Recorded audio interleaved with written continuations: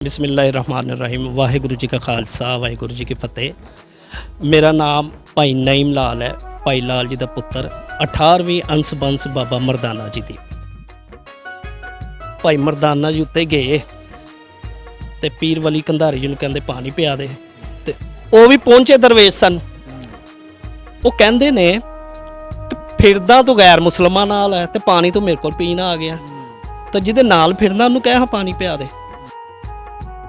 गुरु नानक बड़े वड्डे वली दरवेश संत महान सन जिन्होंने हज भी किया, नमाज भी पढ़ी, अजान भी दी। कोरोना टाइम दे पहलों का उन्होंने साड़ी पेंशन लाती 21,000 रुपया इंडियन महीना, साढ़े 21,000 इंडियन पेंशन लाई सानू, ताकि असी जिहड़ा ना 3 फैमिली जिहड़े कीर्तन करते असी वो आपस च डिवाइड कर लैने। उदों स्टेशन तो गड्डियां जांदियां सी वाघे बार्डर तक अटारी, ते जरनल साहब ने कहा मैं उन्हां दा बिस्तरा सिर ते चुक के भाई लाल जी दा आप छड्ड के आवांगा।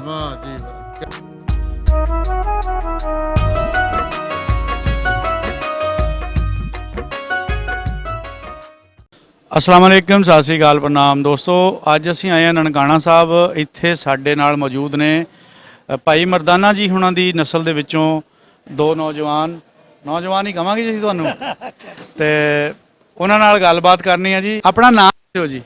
बिस्मिल्लाहिर्रहमानिर्रहीम वाहिगुरु जी का खालसा वाहिगुरु जी की फतेह। मेरा नाम भाई नईम लाल है। भाई लाल जी का पुत्र 18वीं अंश बंस बाबा मरदाना जी दी। जी बाबा मरदाना जी ਜਿਹੜੇ 47 साल गुरु नानक देव महाराज जी दे नाल रहे और भाई दा खिताब पाया, ते आप गुरु नानक देव जी तो 10 साल वड्डे सन, ते इस करके गुरु नानक देव महाराज दे बहुत लाडले प्यारे और चंगे संगी सी। जे 47 साल दी उम्र एक समझ लो अद्धी उम्र तो भी ज़्यादा हिस्सा जिहड़ा, हाँ जी बिल्कुल, जिंदगी का सारा हिस्सा ही जिहड़ा ना वो गुरु नानक देव महाराज जी दे नाल गुजारा है, उदासियां तो जाए। और सब तो वड्डी गल कि ਜਿਹੜੀ ਉਦਾਸੀਆਂ ਤੇ ਗਏ, ਜਿੰਨੇ ਜਿਵੇਂ ਅਸੀਂ ਮੌਜਜ਼ੇ ਕਹਿੰਦੇ, ਜਿੰਨੇ ਮੌਜਜ਼ੇ ਹੋਏ ਉਹ ਭਾਈ ਮਰਦਾਨਾ ਜੀ ਦੇ ਨਾਲ ਹੀ ਸੀ।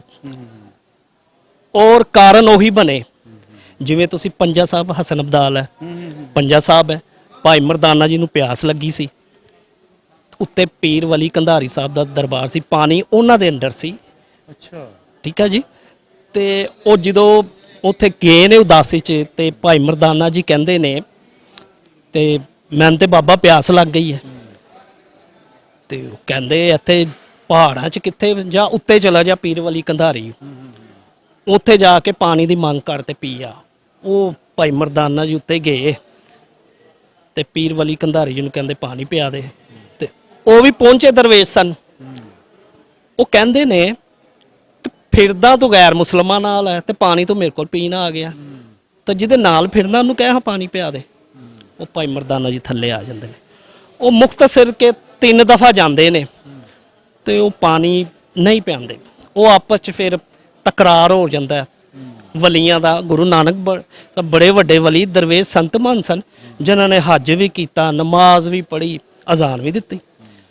तो फिर आप जी ने जो बहुत तकरार हो गया, उन्होंने बरीकी च नहीं जाता, तकरार हो गया, तो पानी जरा से खिंच लिया गुरु नानक जी ने थले, सारा पानी खिंच लिया पीर वली कंधारी साहब जी को।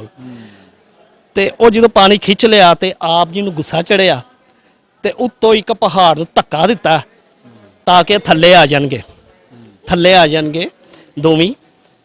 ते हुण भाई मरदाना कहंदा बाबा जी पहाड़ी आ गई, वो कहंदे खल जा कुछ नहीं हुंदा, वो कोल आ गई खलो जा कुछ नहीं हुंदा, वो थले आंदी, वो सबर कर खलोते रहे। जो पहाड़ी आई बिल्कुल कोल उत्ते, ते आप जी ने इंज पंजा लाता, सज्जा पंजा गुरु नानक देव जी ने, ते पहाड़ी उत्ते हवा च खलो गई सी। ओनू कहंदे ने पंजा साहब ना इस करके पिया। ते प्यास किनू लगी? भाई मरदाने नू। ते किड्डा वड्डा मौजज़ा है, इत्थों तक करामत, हुण असीं करामत कहांगे।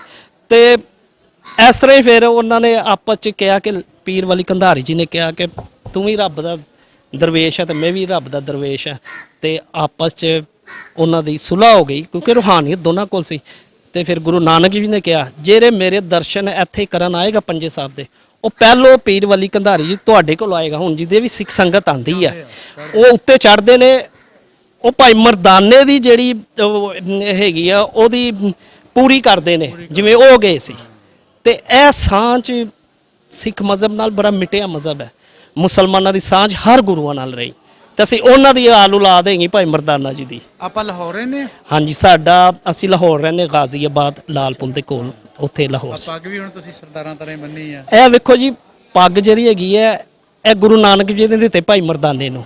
ਸਾਡੇ ਜਿੰਨੇ ਵੱਡ ਵਡੇਰੇ ਨੇ, ਅਗਰ ਮੈਂ ਤੁਹਾਨੂੰ ਤਸਵੀਰਾਂ ਦਿਖਾਵਾਂਗਾ, ਦਾਦੇ ਦੀ, ਤਾਏ ਦੀ, ਆਪਣੇ ਅੱਬੇ ਦੀ ਪੱਗ ਅਸੀਂ ਇੰਝ ਹੀ ਬੰਨ੍ਹਦੇ, ਸ਼ੁਰੂ ਤੋਂ ਬੰਨ੍ਹਦੇ ਆ ਰਹੇ, ਔਰ ਇਹੀ ਸਾਡੀ ਪਛਾਣ ਹੈ। ਤੇ ਚਿੱਟੀ ਪੱਗ ਸਿਰਫ, ਹੋਰ ਅਸੀਂ ਰੰਗ ਭਰੰਗੀ ਪੱਗ ਨਹੀਂ ਬੰਨਾਂਗੇ। ਤੁਹਾਡੇ ਸਾਹਮਣੇ ਸੰਗਤਾਂ ਆਈਆਂ ਨੇ, ਉਹਨਾਂ ਨੇ ਪੱਗ ਨੂੰ, ਅਸੀਂ 200 ਬੰਦੇ 'ਚ ਵੀ ਖਲੋਤੇ ਹੋਣਗੇ ਨਾ, ਉਹਨਾਂ ਨੇ ਪਛਾਣ ਲੈਣਾ, ਉਹ ਪਛਾਣ ਲੈਣਾ। ਹਾਂਜੀ, ਜੇ ਅਸੀਂ ਪੱਗ ਲਾ ਦਾਂਗੇ ਤੇ ਸਾਨੂੰ ਪਛਾਣੇ ਦਾ ਕੋਈ ਨਹੀਂ। ਇਹ ਇੱਕ ਅੱਲਾ ਦੀ ਬੜੀ ਵੱਡੀ ਦੇਣ ਹੈ, ਇੱਜ਼ਤ ਹੈ, ਜਿਹੜੀ ਕਿ ਗੁਰੂ ਨਾਨਕ ਦੀ ਵਜ੍ਹਾ ਤੋਂ ਭਾਈ ਮਰਦਾਨੇ ਨੂੰ ਮਿਲੀ, ਔਰ ਭਾਈ ਮਰਦਾਨੇ ਦੀ ਵਜ੍ਹਾ ਤੋਂ ਸਾਨੂੰ ਮਿਲੀ। ਅੱਛਾ, ਹੋਰ ਇਹਨਾਂ ਦੀ ਔਲਾਦ ਵਿੱਚੋਂ ਲੋਕ ਕਿੱਥੇ ਕਿੱਥੇ ਬੈਠੇ ਆ? ਦੇਖੋ ਜੀ, ਪੂਰੇ ਲਾਹੌਰ 'ਚ ਤਾਂ ਕਾਫੀ ਲੋਕ ਬੈਠੇ ਹੋਏ ਨੇ ਸਾਡੇ ਭਾਈ ਮਰਦਾਨਾ ਜੀ ਦੀ ਅੰਸ-ਬੰਸ 'ਚ। ਤੁਸੀਂ ਹੁਣ ਗੱਲ ਹੈ, ਤੁਹਾਨੂੰ ਦੱਸਾਂਗੇ ਤਾਂ ਪਤਾ ਲੱਗੇਗਾ। ਜਦੋਂ ਪਾਰਟੀਸ਼ਨ ਤੋਂ ਪਹਿਲੋਂ ਨਾ ਕੀਰਤਨ ਜਿਹੜਾ ਹਰਮੰਦਰ ਸਾਹਿਬ ਕਰਦੇ ਸਨ ਨਾ, ਉਹ ਭਾਈ ਮਰਦਾਨਾ ਜੀ ਦੀ ਅੰਸ-ਬੰਸ ਹੀ ਕਰਦੀ ਸੀ। 12 ਚੌਂਕੀਆਂ, ਯਾਨੀ ਕਿ 12 ਪਾਰਟੀਆਂ, ਜਿਵੇਂ ਕਵਾਲੀ ਹੁੰਦੀ ਹੈ ਦਿਨ ਰਾਤ। ਉਹ ਫਿਰ ਜਦੋਂ ਪਾਰਟੀਸ਼ਨ ਹੋਈ ਤੇ ਪਾਕਿਸਤਾਨ ਆ ਗਏ, ਸਾਡੇ ਵੱਡ ਵਡੇਰੇ ਵੀ ਪਾਕਿਸਤਾਨ ਆ ਗਏ, ਤੇ ਇੱਥੇ ਆਣ ਕੇ ਕਿਸੇ ਨੇ ਕੀਰਤਨ ਨਹੀਂ ਕੀਤਾ, ਕਿਉਂਕਿ ਹਾਲਾਤ ਨਹੀਂ ਸੀ, ਕੋਈ ਇੱਥੇ ਸਿੱਖ ਪੰਥ ਨਹੀਂ ਹੈਗੇ ਸੀ, ਮਾਈਨੋਰਿਟੀ ਵੀ ਬਹੁਤ ਘੱਟ ਸੀ, ਹੈ ਹੀ ਨਹੀਂ ਸੀ। ਤੇ ਫਿਰ ਜਿਹਨੇ ਕੀਰਤਨ ਨੂੰ ਸੰਭਾਲੀ ਰੱਖਿਆ, ਉਹਨਾਂ ਨੇ ਕਿਹਾ ਨਾ ਕਿ ਭਾਈ ਲਾਲ ਦੀ ਯਾਦ ਤਾਜ਼ਾ ਹੋ ਜਾਂਦੀ ਹੈ। ਉਹ ਭਾਈ ਲਾਲ ਜੀ ਮੇਰੇ ਅੱਬਾ ਜੀ ਸੀ, ਉਹਨਾਂ ਨੇ ਕੀਰਤਨ ਸਾਂਭਿਆ। ਉਹ ਜਦੋਂ ਪਾਰਟੀਸ਼ਨ ਤੋਂ ਬਾਅਦ ਆਏ, ਪਹਿਲੋਂ ਕਵਾਲੀ ਨਾਲ, ਹਾਫਿਜ਼ ਅਤਾਉੱਲਾ ਸਾਹਿਬ ਨਾਲ, ਬੜੇ ਵੱਡੇ ਕਵਾਲ ਸੀ, ਉਹਨਾਂ ਨੇ ਕਵਾਲੀ ਕਰਦੇ ਕੇ ਫਿਰ ਨਾਤਖਾਨੀ ਕਰਦੇ ਸੀ, ਨਾਲ ਨਾਲ ਕੀਰਤਨ ਕਰਦੇ ਸੀ। ਔਰ ਇੱਕ ਤੁਹਾਨੂੰ ਮੈਂ ਗੱਲ ਦੱਸਾਂ, ਰੇਡੀਓ ਪਾਕਿਸਤਾਨ 'ਚ ਨਾ ਇੱਕ ਕੀਰਤਨੀਏ ਦੀ ਜ਼ਰੂਰਤ ਪੈ ਗਈ। ਅੱਛਾ, ਰੇਡੀਓ ਪਾਕਿਸਤਾਨ 'ਚ। ਤੇ ਹੁਣ ਜਿੰਨੇ ਵੀ ਹੈਗੇ ਸੀ ਨਾ ਰਬਾਬੀ, ਉਹ ਸਾਰੇ ਰੇਡੀਓ ਪਾਕਿਸਤਾਨ 'ਚ ਵੀ ਡਿਊਟੀਆਂ ਕਰਦੇ ਸਨ, ਰੇਡੀਓ ਪਾਕਿਸਤਾਨ 'ਚ ਡਿਊਟੀਆਂ ਕਰਦੇ, ਲੇਕਿਨ ਕੋਈ ਰਬਾਬੀ ਅੱਗੇ ਨਹੀਂ ਆਇਆ। ਸਿਰਫ ਭਾਈ ਲਾਲ ਜੀ ਸੀ ਜਿਹੜੇ ਅੱਗੇ ਆਏ, ਔਰ ਪ੍ਰੋਗਰਾਮ ਦਾ ਨਾਂ ਸੀ ਪੰਜਾਬੀ ਦਰਬਾਰ। ਉਸ ਦੌਰ 'ਚ ਹਾਂ, ਰੇਡੀਓ ਪਾਕਿਸਤਾਨ ਉਹ ਪਛਾਣ ਬਣੀ, ਉਹ ਬੜੀ ਨਾ, ਯਾਨੀ ਕਿ ਭਾਈ ਲਾਲ ਜੀ ਦਾ ਬੜਾ ਅੱਲਾ ਨੇ ਅਰੂਜ ਦਿੱਤਾ, ਕਿਉਂਕਿ ਉਦੋਂ ਰੇਡੀਓ ਦਾ ਜ਼ਮਾਨਾ ਸੀ। ਤੇ ਰੇਡੀਓ ਦੇ ਜ਼ਮਾਨੇ 'ਚ ਆਸਟ੍ਰੇਲੀਆ, ਬਰਮਿੰਘਮ, ਜਿੰਨੇ ਮੁਲਕ, ਉਹ ਲੋਕੀ 8-8 ਦਿਨ ਉਡੀਕਦੇ ਹੁੰਦੇ ਸੀ ਕਿ ਭਾਈ ਲਾਲ ਜੀ ਦਾ ਜਿਹੜਾ ਨਾ ਪ੍ਰੋਗਰਾਮ ਆਣਾ। ਤੇ ਇਹ ਹਿਸਟਰੀ ਹੈ, ਤੇ ਉਹਦੀ ਵਜ੍ਹਾ ਤੋਂ ਕੁਝ ਮੌਕੇ ਘੱਟ ਹੋਣ ਦੀ ਵਜ੍ਹਾ ਤੋਂ, ਕੁਝ ਮਾਈਨੋਰਿਟੀ ਹੋਣ ਦੀ ਵਜ੍ਹਾ ਤੋਂ ਬਾਬੀ ਕੋਈ ਫਿਲਮਾਂ 'ਚ ਚਲਾ ਗਿਆ। ਬੜੇ ਬੜੇ ਵੱਡੇ ਰਬਾਬੀ ਨੇ ਜਿਹੜੇ ਨੇ ਪ੍ਰੋਡਿਊਸਰ ਹੈਗੇ ਨੇ, ਮੌਸੀਕਾਰ ਨੇ, ਔਰ ਬੜੇ ਬੜੇ ਨਾਂ, ਲੇਕਿਨ ਕੀਰਤਨ ਦੀ ਜਿਹੜੀ ਦਾਤ ਬਖਸ਼ੀ ਉਹ ਭਾਈ ਲਾਲ ਜੀ ਨੇ ਅੱਗੇ ਚਲਾਏ। ਆਪਣੇ ਗੁਰਦੁਆਰੇ ਜਿਹੜੇ ਪਾਕਿਸਤਾਨ 'ਚ, ਉਹਨਾਂ 'ਚ ਆਪਣੀ ਐਕਸੈਸ, ਆਪਣੀ ਰਸਾਈ ਕਿਸ ਤਰ੍ਹਾਂ ਹੁੰਦੀ ਆ? ਤੁਹਾਨੂੰ ਕੋਈ ਰੋਕਥਾਮ? ਨਾ ਜੀ, ਇੱਥੇ ਦੇਖੋ ਜੀ, ਐਸੇ ਪਿਆਰ ਮੁਹੱਬਤ ਨਾਲ ਲਈ ਲੱਗੇ ਜਾ ਰਹੇ। ਅਸੀਂ ਹੁਣ ਆਏ ਆ, ਮਹਿਕਮਾ ਵਕਫ ਅਮਲਾਕ ਬੋਰਡ ਸਾਡੀ, ਯਾਨੀ ਕਿ ਸਾਡੀ ਪਛਾਣ ਹੈ, ਸਾਡੀ ਬੜੀ ਰਿਸਪੈਕਟ ਕਰਦੇ ਨੇ, ਜਿੰਨੇ ਅਫਸਰਾਨ ਨੇ, ਜਿੰਨੇ ਮੁਲਾਜ਼ਮ ਨੇ, ਜਿੰਨੇ ਸਿਕਿਉਰਿਟੀ ਵਾਲੇ ਨੇ, ਔਰ ਗੁਰਦੁਆਰੇ ਸ਼ਰੀਫ 'ਚ ਵੀ ਸਾਰੇ। ਹੁਣ ਵੇਖੋ, ਸਾਡੇ ਕੋਲ ਕੋਈ ਪਾਸਪੋਰਟ ਨਹੀਂ ਹੈਗਾ, ਸਾਡੇ ਕੋਲ ਕੋਈ ਨਿਸ਼ਾਨੀ ਨਹੀਂ ਹੈਗੀ, ਉਹ ਤੁਹਾਨੂੰ ਜਾਣਦੇ ਆ, ਲੇਕਿਨ ਮੁਸਲਮਾਨ ਨੂੰ ਕੋਈ ਵੀ ਨਹੀਂ ਅੰਦਰ ਆਉਣ ਦੇਗਾ ਬਗੈਰ ਸ਼ਨਾਖਤ ਤੋਂ, ਖਾਸ ਕਰ ਮੇਲਿਆਂ 'ਚ। ਤੇ ਆ ਵੇਖ ਲਓ, ਇੰਝ ਹੀ ਆ ਗਏ, ਕਿਉਂਕਿ ਐਤਕੀ ਪਾਸ ਬਣੇ ਨਹੀਂ, ਤੇ ਉਹਨਾਂ ਨੇ ਕਿਹਾ ਜਾਣ ਦਿਓ। ਤੇ ਬੜਾ ਪਿਆਰ ਕਰਦੇ ਨੇ ਪਾਕਿਸਤਾਨੀ, ਇੱਥੋਂ ਦੇ ਸਿੱਖ ਜਿਹੜੇ ਨੇ, ਇੱਥੋਂ ਦੇ ਮਹਿਕਮੇ ਦੇ, ਵਕਫ ਅਮਲਾਕ ਬੋਰਡ ਦੇ ਸਾਰੇ ਮੈਂਬਰਾਂ ਨੂੰ, ਤੁਹਾਡੇ ਵੰਗਰੇ ਭਰਾ ਵੀ ਜਿਹੜੇ ਵੇਖ ਕੇ ਸਾਰੇ ਹੀ ਜਾਣਦੇ ਨੇ। ਆਪਣਾ ਕੀ ਨਾਂ ਜੀ? ਭਾਈ ਮੁਹੰਮਦ ਚਾਨ ਲਾਲ, ਭਾਈ ਲਾਲ ਜੀ ਦਾ ਬੇਟਾ ਵੱਡਾ। ਇਹਨਾਂ ਦੇ ਵੱਡੇ ਭਾਈ? ਹਾਂਜੀ। ਆਪਣੀ ਉਮਰ ਕਿੰਨੀ ਹੋ ਗਈ? ਇਹ ਕੋਈ 60 ਕੁ ਸਾਲ ਹੋ ਗਈ ਹੈ। 60 ਸਾਲ? ਹਾਂਜੀ, ਬਾਬਾ ਜੀ ਦੇ ਨਾਲ ਹੀ ਕੀਰਤਨ ਕਰੀਦਾ ਸੀ, ਭਾਈ ਸਾਹਿਬ ਦੇ ਨਾਲ ਹੀ। ਬਸ ਉਹਦੀ ਮਿਹਰਬਾਨੀ, ਅੱਲਾ ਦੀ ਮਿਹਰਬਾਨੀ, ਹਾਲੀ ਤੱਕ ਟੁਰੇ ਭਰਾਵਾ। ਅੱਛਾ, ਇਹ ਜਿਹੜੇ ਸਾਰੇ ਏਰੀਆ ਟਾਈਮ ਦੇ ਵਿੱਚ ਤੁਸੀਂ ਇਹਨਾਂ ਦੇ ਨਾਲ ਤੁਰੇ ਹੋਏ ਆ, ਤੇ ਉਹ ਕੋਈ ਖਾਸ ਵਾਕਿਆ ਐਸਾ ਜਿਹੜਾ ਤੁਸੀਂ ਚਾਹੋਗੇ ਸਾਡੀ ਉਹ ਆਵਾਮ ਤੱਕ ਵੀ ਪਹੁੰਚਣਾ ਚਾਹੀਦਾ? ਆਵਾਮ ਤੱਕ ਸਾਰਾ ਕੁਝ ਪਹੁੰਚਦਾ ਪਿਆ ਭਾਈ ਸਾਹਿਬ ਬਹੁਤ, ਕਿਉਂਕਿ ਸਾਡਾ ਤਲਕ ਭਾਈ ਮਰਦਾਨਾ ਜੀ ਦੇ ਨਾਲ ਹੈ, ਔਰ ਸਾਡਾ ਜਿਹੜਾ ਧਿਆਨ ਵੀ ਸਿੱਖ ਪੰਥੀ ਰੱਖਦੀ। ਜ਼ਾਹਿਰ ਕਿ ਅਸੀਂ ਉਹਨਾਂ ਦੇ ਇੱਕ ਪੇਸ਼ਵਾ ਦੇ ਔਲਾਦ ਚੋਂ ਆਏ, ਤੇ ਉਹ ਸਾਡੀ ਰਿਸਪੈਕਟ ਕਰਦੇ। ਵਾਕਿਆਤ ਤੇ ਬਹੁਤ ਜ਼ਿਆਦਾ ਨੇ, ਜਿਵੇਂ ਹੁਣ ਵੇਖੋ ਤੁਸੀਂ, ਸ਼੍ਰੋਮਣੀ ਕਮੇਟੀ ਹੈ, ਤੇ ਲੋਕੀ ਬੁਰਾ ਭਲਾ ਕਹਿੰਦੇ ਨੇ ਬਹੁਤ, ਤੇ ਅਸੀਂ ਉਹਨਾਂ ਦੇ ਧੰਨਵਾਦੀ ਹਾਂ। ਉਹਨਾਂ ਨੇ ਸਾਨੂੰ ਇਹ ਘੱਟ ਕੇ ਕਰੋਨਾ ਟਾਈਮ ਦੇ ਪਹਿਲੋਂ ਦਾ ਉਹਨਾਂ ਨੇ ਸਾਡੀ ਪੈਨਸ਼ਨ ਲਾਤੀ 21,000 ਰੁਪਇਆ ਇੰਡੀਅਨ ਮਹੀਨਾ, ਸਾਡੇ 21,000 ਇੰਡੀਅਨ ਪੈਨਸ਼ਨ ਲਾਈ ਸਾਨੂੰ, ਤਾਂ ਕਿ ਅਸੀਂ ਜਿਹੜਾ ਨਾ ਤਿੰਨ ਫੈਮਿਲੀ ਜਿਹੜੇ ਕੀਰਤਨ ਕਰਦੇ ਆ ਅਸੀਂ ਉਹ ਆਪਸ ਚ ਡਿਵਾਈਡ ਕਰ ਲੈਂਦੇ। ਤੇ ਉਹ ਵੇਖੋ ਇਹ ਵਾਕਿਆ ਉਹ ਕਿੱਥੇ ਬੈਠੇ ਨੇ, ਤੇ ਹੁਣ ਗੜ ਤੋਂ ਇੰਡੀਆ ਹੀ ਆ ਨਾ ਜ਼ਿਆਦਾ, ਬਾਕੀ ਬਾਹਰ ਵਿਦੇਸ਼ ਹੈਗੇ ਨੇ। ਤੇ ਬਹੁਤ ਵਾਕਿਆਤ ਨੇ ਜਿਹੜੇ ਕਿ ਉਹ ਆਪਣਾ ਸਾਨੂੰ ਸਾਡੇ ਬਾਬਾ ਜੀ ਜਿਹੜੇ ਜਦੋਂ ਪਾਕਿਸਤਾਨ ਤੋਂ ਬਾਅਦ ਚੋਂ, ਤੇ ਸਾਡੇ ਇੱਕ ਫਾਈਲ ਮਹਿਕਮਾ ਵਕਫ ਮਲਾਜ ਚ ਖੁੱਲਦੀ ਹੈ ਫਾਈਲ ਜਿਹਨੂੰ ਕਹਿੰਦੇ ਨੇ। ਤੇ ਉਸ ਦੌਰ ਚ ਨਾ, ਉਸ ਦੌਰ ਤੋਂ 1960 ਲਾ ਲਓ, 70 ਲਾ ਲਓ, 85 ਤੱਕ ਆ ਜਾਓ, 90 ਤੱਕ ਆ ਜਾਓ, ਜਿਹੜੇ ਸਿੱਖ ਪੰਥ ਵੱਡੇ ਵੱਡੇ ਲੀਡਰ ਆਉਂਦੇ ਹੁੰਦੇ ਸੀ ਨਾ, ਉਹ ਬਕਾਇਦਾ ਚੇਅਰਮੈਨ ਸਾਹਿਬ ਨੂੰ ਮਿਲਦੇ ਸਨ। ਤੇ ਉਹ ਕਹਿੰਦੇ ਸੀ ਕਿ ਇਹ ਭਾਈ ਲਾਲ ਜੀ ਦਾ ਕੁਝ ਕਰੋ, ਯਾਨੀ ਕਿ ਇਹਨਾਂ ਨੂੰ ਕੋਈ ਰਿਹਾਇਸ਼ ਦਿਓ, ਬੱਚਿਆਂ ਨੂੰ ਨੌਕਰੀਆਂ ਦਿਓ, ਇਹ ਕਰੋ ਉਹ ਕਰੋ। ਉਹ ਇਸ ਕਰ ਜਿੰਨੇ ਵੀ ਅਮਲੇ ਵਾਲੇ ਨੇ ਕਿਸੇ ਕਿਸਮ ਦੇ ਵੀ ਹੋਣ, ਉਹ ਸਭ ਜਾਣਦੇ ਨੇ। ਮੈਂ ਇੱਕ ਛੋਟਾ ਜਿਹਾ ਵਾਕਿਆ ਤੁਹਾਨੂੰ ਬਿਆਨ ਕਰਦਾ। 1962 ਦੇ ਵਿੱਚ ਜਦੋਂ ਜਨਰਲ ਜ਼ਿਆ ਸਾਹਿਬ ਦੇ ਦੌਰ ਦੇ ਵਿੱਚ, ਤੇ ਇੱਕ ਜੱਥਾ ਆਇਆ ਬੜਾ ਵੱਡਾ, ਤੇ ਉਹਨਾਂ ਨੇ ਜਨਰਲ ਸਾਹਿਬ ਨਾਲ ਜਦੋਂ ਇਸਲਾਮਾਬਾਦ ਮੁਲਾਕਾਤ ਕੀਤੀ, ਤੇ ਜਨਰਲ ਸਾਹਿਬ ਨੇ ਕਿਹਾ ਜੀ ਤੁਸੀਂ ਖੁਸ਼ ਹੈਗੇ? ਉਹਦੇ ਸਦਰ ਸਨ ਉਹ। ਉਹਨੇ ਕਿਹਾ ਹਾਂਜੀ ਅਸੀਂ ਬਹੁਤ ਖੁਸ਼, ਤੋਂ ਅਸੀਂ ਬਹੁਤ। ਉਹਨਾਂ ਨੇ ਕਿਹਾ ਜੀ ਕੋਈ ਤੁਹਾਡੀ ਖੁਆਇਸ਼? ਉਹਨਾਂ ਨੇ ਕਿਹਾ ਸਾਨੂੰ ਇੱਕ ਬੰਦਾ ਦੇ ਦਿਓ, ਇੰਡੀਆ ਪਾਕਿਸਤਾਨ ਬੰਦ ਹੈ, ਇੱਕ ਸਾਨੂੰ ਬੰਦਾ ਸਾਡਾ ਇੰਡੀਆ ਪਹੁੰਚਾ ਦਿਓ। ਉਹਨਾਂ ਕਿਹਾ ਉਹ ਕਿਹੜਾ ਬੰਦਾ? ਉਹਨਾਂ ਕਿਹਾ ਜੀ ਭਾਈ ਲਾਲ ਜੀ, ਆਸ਼ਕ ਅਲੀ ਭਾਈ ਲਾਲ ਜੀ, ਉਹ ਸਾਡੇ ਕੀਰਤਨੀਏ ਨੇ, ਤੇ ਇਹ ਕਿ ਤੁਸੀਂ ਮਿਹਰਬਾਨੀ ਕਰੋ। ਉਹ ਜਰਨਲ ਜ਼ਿਆ ਸਾਹਿਬ ਨੇ ਕਿਹਾ, ਇਹ ਆਨਲਾਈਨ ਗੱਲ ਹੈਗੀ, ਕਿ ਉਦੋਂ ਸਟੇਸ਼ਨ ਤੋਂ ਗੱਡੀਆਂ ਜਾਂਦੀਆਂ ਸੀ ਵਾਘੇ ਬਾਰਡਰ ਤਾਂ ਅਟਾਰੀ, ਤੇ ਜਰਨਲ ਸਾਹਿਬ ਨੇ ਕਿਹਾ ਮੈਂ ਉਹਨਾਂ ਦਾ ਬਿਸਤਰਾ ਸਿਰ ਤੇ ਚੁੱਕ ਕੇ ਭਾਈ ਲਾਲ ਜੀ ਦਾ ਆਪ ਛੱਡ ਕੇ ਆਵਾਂਗਾ। ਵਾਹ ਜੀ ਵਾਹ, ਕੀ ਬਾਤ। ਤੇ ਉਹਨਾਂ ਨੇ ਫਿਰ ਸਰਕਾਰੀ ਤੌਰ ਤੇ ਬੰਦੇ ਆਏ ਸਾਡੇ ਘਰ ਲਾਲ ਗਾਜ਼ੀਆਬਾਦ ਜਿੱਥੋਂ ਮੈਂ ਦੱਸਿਆ, ਉਹਨਾਂ ਨੇ ਬੰਦਿਆਂ ਦੇ ਪਾਸਪੋਰਟ ਪਹਿਲਾਂ ਬਣਾਏ, ਤੇ ਫਿਰ ਵੀਜ਼ੇ ਲਵਾ ਕੇ ਇਹਨਾਂ ਨੂੰ ਇੰਡੀਆ ਪਹੁੰਚਾਇਆ। ਇਹ ਵੇਖੋ ਹੁਣ ਛੋਟਾ ਵਾਕਿਆ ਤੇ ਨਹੀਂ ਨਾ ਹੈਗਾ, ਕਿ ਉਹਨਾਂ ਵਾਸਤੇ ਅਸੀਂ ਕੀ ਹੈ ਇੱਥੇ, ਭਾਵੇਂ ਅਸੀਂ ਜੋ ਮਰਜ਼ੀ, ਲੇਕਿਨ ਉਹਨਾਂ ਵਾਸਤੇ ਅਸੀਂ ਬਹੁਤ ਹੀ ਰਿਸਪੈਕਟਡ ਹੈ।